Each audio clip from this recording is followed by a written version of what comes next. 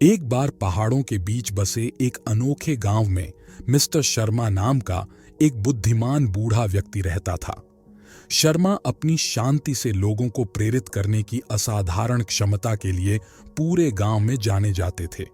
वह ज्यादा नहीं बोलते थे, लेकिन उनकी उपस्थिति मात्र से उनका सामना करने वाले हर व्यक्ति पर शांत और प्रेरक प्रभाव पड़ता था। एक दिन सेजल नाम की एक युवा और जिज्ञासु ग्रामीण ने शर्मा से मिलने और उनकी मौन प्रेरणा के रहस्य को समझने का फैसला किया। वह घुमावदार पहाड़ी रास्ते पर चलती हुई शर्मा के साधारण आवास पर पहुंची। शर्मा ने गर्मजोशी भरी मुस्कान के साथ उसका स्वागत किया और उसे अपने पास बैठने का इशारा किया।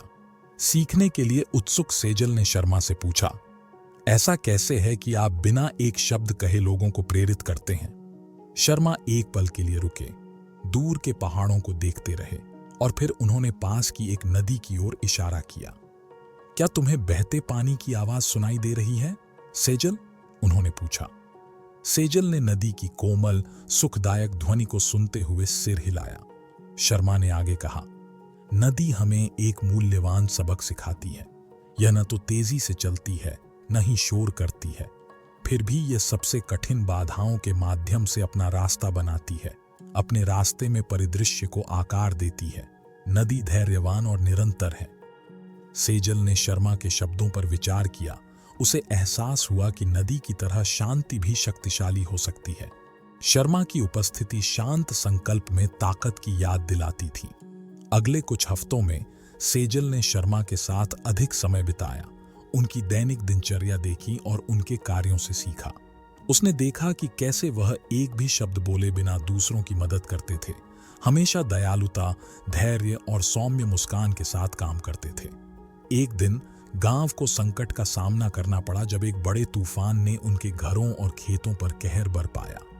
शर्मा, सेजल और बाकी गांव ने अपने घर फिर से बनाने शुरू किए, एक दूसरे को मदद दिया और सांत्वना दी। सेजल ने शर्मा के मौन योगदान को आश्चर्य से देखा, क्योंकि उसने सिर हिलाकर या कंधे पर आश्वस्त स्पर्श करके उत्साह बढ़ाया। अंत में गांव को पहले से कहीं अधिक मजबूत और एकजुट बनाया गया।